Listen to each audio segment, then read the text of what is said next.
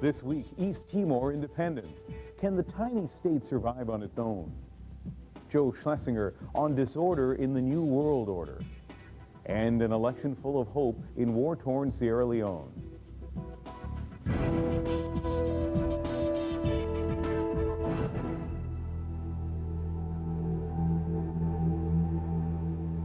Hi, I'm Ian Hannah-Mansing in Vancouver. Welcome to Foreign Assignment. On this edition, coverage of world events this week that share a common link, the United Nations. We'll look at some of the UN's successes, failures, and compromises in East Timor and Sierra Leone. Plus, our own Joe Schlesinger will have his thoughts on one key part of the UN that isn't exactly operating as originally planned. Joe? That's right, Ian. I'll be along a little later to talk about the UN Human Rights Commission and how it's become a refuge for some of the world's worst human rights violators. And I'll look at why this has been allowed to happen. Thanks, Joe. Now on to our first story. It has been a weekend of independence celebrations in East Timor. The tiny territory north of Australia is becoming a full-fledged nation. East Timor voted to break away from its Indonesian occupiers back in 1999. But an orgy of violence followed as pro-Indonesian militia tried to prevent secession. The UN was forced to move in to protect and administer the region, preparing it for independence. But East Timor, the poorest state in Asia, could be in for a letdown. Its economy has become dependent on and distorted by UN agencies and programs, crutches that will now be removed. The CBC's Patrick Brown is in Dili, the capital. Here's his special report for Foreign Assignment on the problems facing East Timor. Half an island with a population the size of Winnipeg's, East Timor is the world's newest country.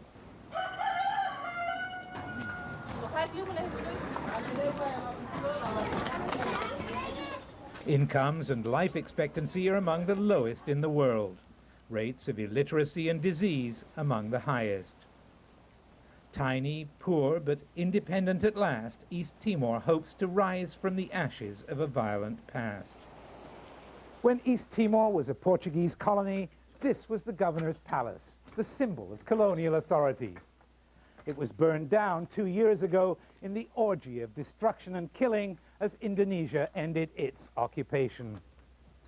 Hundreds of years under Portugal and 24 years of harsh Indonesian rule have done little to prepare East Timor for self-government. For the past 2 years, East Timor has been governed by the United Nations. A UN administrator, Sergio de Mello, has played the role of the last colonial governor, presiding over the transition to democracy and independence. While East Timorese struggle to survive, thousands of UN employees live in a world of air-conditioned vehicles, generous allowances, and restaurants where lunch costs what the average Timorese earns in a week. That always happens when the first world intervenes in the third world, says de Mello, but the United Nations, he says, did learn from the excesses of a previous effort at running a government in Cambodia in the early 90s. We have not witnessed phenomena such as prostitution, as we did in Cambodia, and I'm proud of that, because things could have gone wrong here, and they didn't. So if the only harmful effect, which incidentally has provided employment to many Timorese, where the services that you find in Dili today, restaurants and hotels essentially, and a few supermarkets here and there, well, I don't think we should be too concerned with that. One of those supermarkets is run by Canadian Kirk McManus. A veteran of commercial ventures in other trouble spots, McManus says providing services to wealthy foreigners also provides employment for local people. He says the UN as a government has done little to encourage foreign investment. Unfortunately, I can't recommend Timor as a good place to invest at the moment. There's too much change, too much volatility.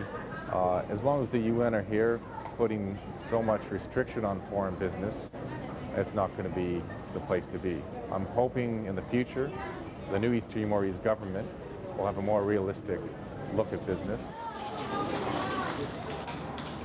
Michael Francino, who used to work for the Treasury Board in Canada, has been serving as East Timor's finance minister. He's concerned that the economy will suffer as the UN's international staff and their international salaries disappear. Because the country is so small, the internationals represent, we have what I would call a very large economic and social footprint, and inevitably there are going to be negative effects as that presence is wound down. But East Timor does have an economic ace in the hole. Another Canadian, Catherine McKenna, has been part of the team negotiating a deal on offshore oil and gas reserves. There's potentially $200 million a year for the next 20 years. That's a lot of money. I think the current budget is 60 to 80 million. So you can imagine that this would, would not only cover its operating expenses, but would create possibly a trust fund that they could, extra money that they could use to put towards education and healthcare and the basic necessities.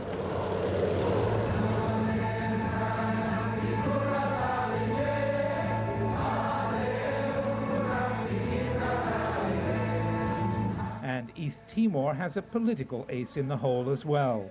Shanana Gusmao, a resistance leader who says he'd rather be a photographer or a watermelon farmer, reluctantly won an election to become East Timor's first charismatic and thoughtful president. He says 24 years under Indonesia has taught valuable lessons in what not to do. What helped us was being colonized by Indonesia. It is the biggest example of corruption, repression, everything. Breaking free of Indonesia cost East Timor many lives and left it in ruins. The international effort to give the Timorese a fresh start cost about $2 billion. There's still an enormous amount of international goodwill and willingness to help. But East Timor is independent now and will have to learn to go it alone. For Foreign Assignment, I'm Patrick Brown in Dili. Now on to another former trouble spot, Sierra Leone. In recent years, the name of that West African nation became synonymous with civil war, child soldiers, and atrocities. But this past week, Sierra Leone took a major step forward. Under the watchful eyes of UN peacekeepers, its citizens went to the polls. UN Secretary General Kofi Annan declared the peaceful election a milestone, a victory for democracy and the United Nations. But the victory was a long time coming. For 10 years, Sierra Leone was in the grip of a barbarous civil war. 2 military coups and ethnic strife had led to political destabilization. Rebels in the countryside, the Revolutionary United Front, tried to grab control of the nation and its valuable diamond mines. Those rebels developed tactics of terror and intimidation, leaving corpses in the streets, burning alive families in their homes, and in what became their trademark, hacking off the limbs of innocent civilians. They took us outside. They said we should form a line. We formed a line, then took a big axe. Then they started to cut our hands, one after the other. In 1998, neighboring African nations tried to step in.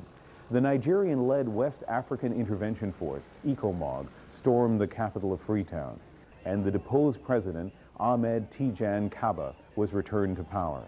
But the civil war merely escalated, reaching its most brutal stage in 1999.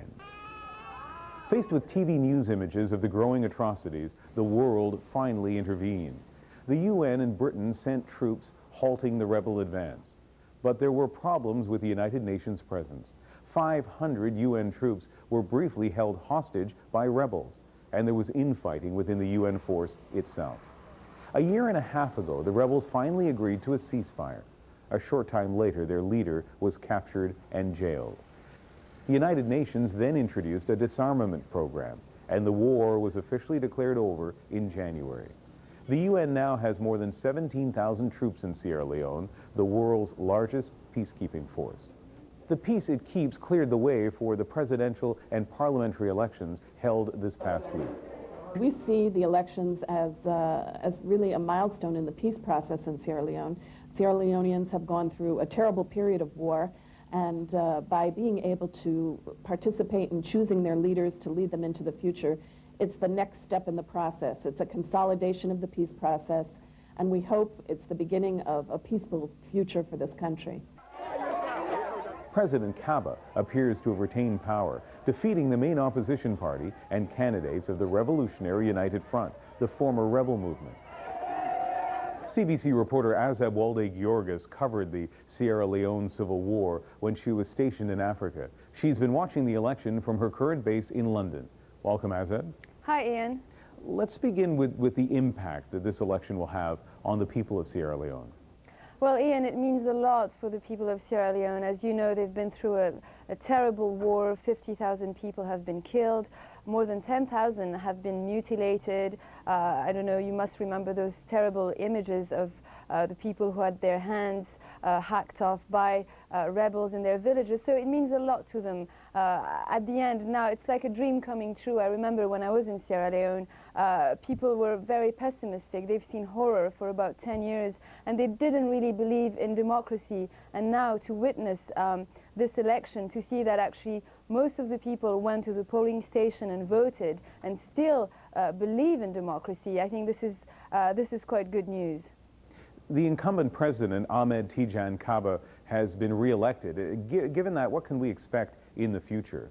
Well, for the people there, they expect a lot from Tidiane Kaba because they voted for him in 1996. But as you know, there was a coup and he had to leave the country, and he didn't really have a chance to fulfill his promises.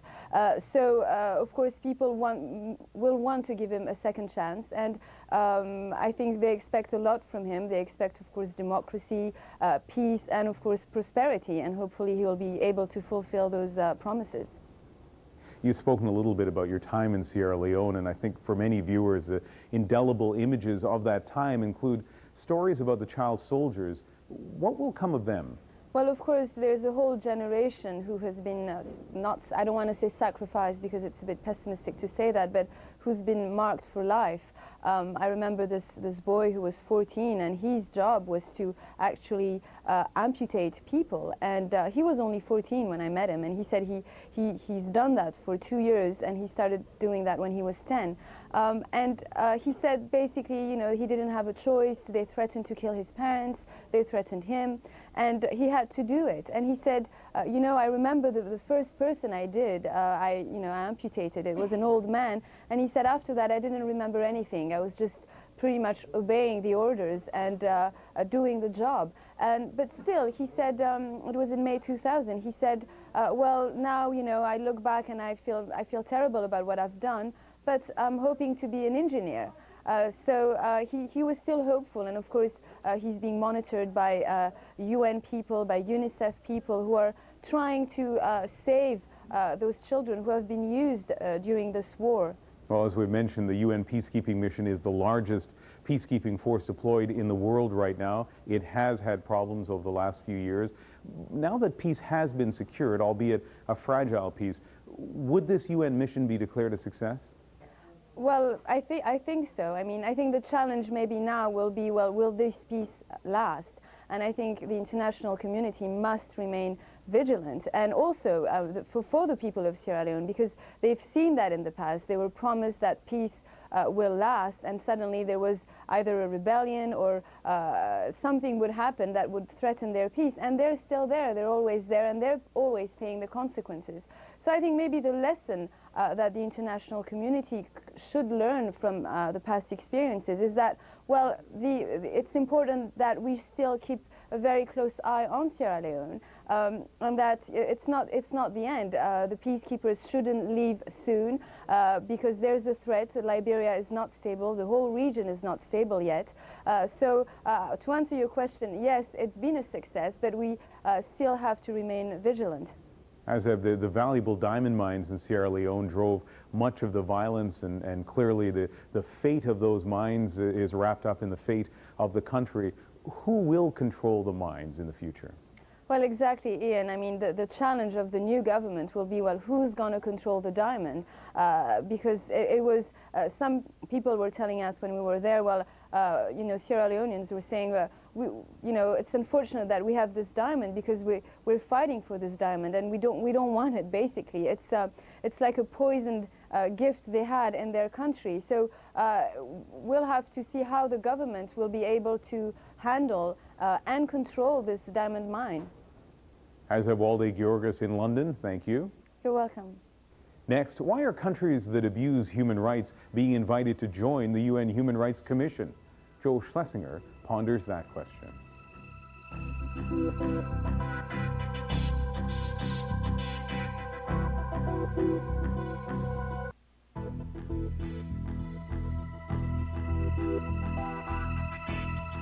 Welcome back to Foreign Assignment.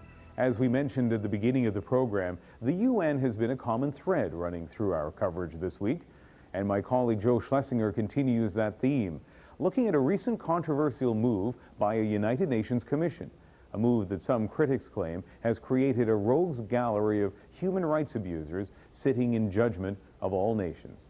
Here's Joe to explain. You know, Ian, for as long as I can remember, many of the smaller nations in the UN have been complaining about the stranglehold the big boys, the 5 permanent members of the Security Council, have on the organization. If only the little guys had more say, so the argument went, the UN would be a more democratic and effective organization. Well, that argument has been shot to bits recently by, of all people, the UN Human Rights Commission. I ask the Secretariat to open the voting machine. The Commission will take action on the L29.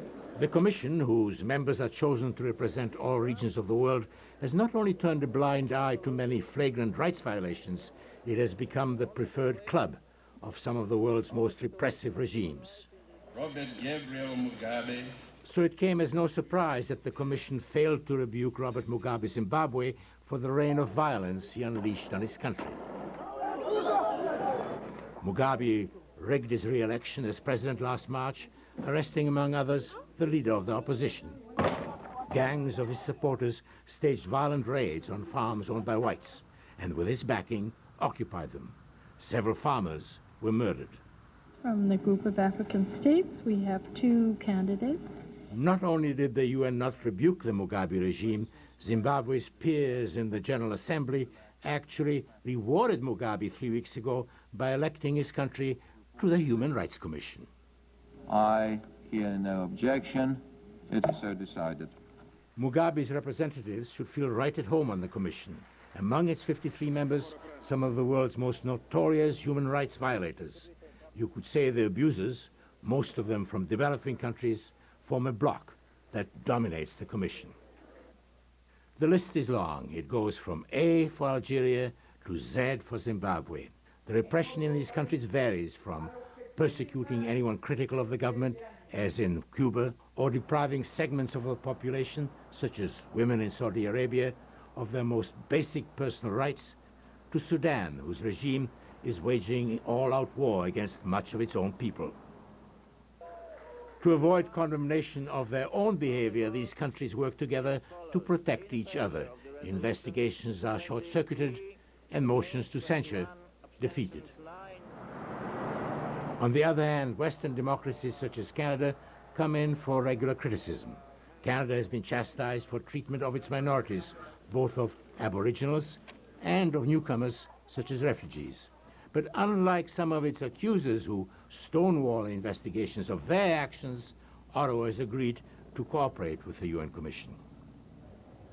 All this is about more than just undemocratic regimes of impoverished countries cocking a snoot at what they see as the hypocrisy of smug, rich Western democracies. It's part of the unfinished reshuffling of post-Cold War international relations, or if you will, the disorder of the New World Order. During the Cold War, for all its cost and suffering, everyone knew where they stood. It was on one side or on the other. Both superpowers had their spheres of influence, their allies, and client states. While they clashed around the fringes of their bailiwicks in Southeast Asia, in Southern Africa, and Central America, they also made sure that by keeping troublesome allies in line, they never had to confront each other directly. Human rights were not an issue. certainly not for the Kremlin. I expressed our admiration for nor for that matter all that much in Washington, for all their preaching about human rights when it came to their Cold War allies. U.S. presidents were not that fussy. They simply followed an old American diplomatic adage. He may be an SOB, but he's our SOB. With the dissolution of the Soviet Union, the old rules went out the window.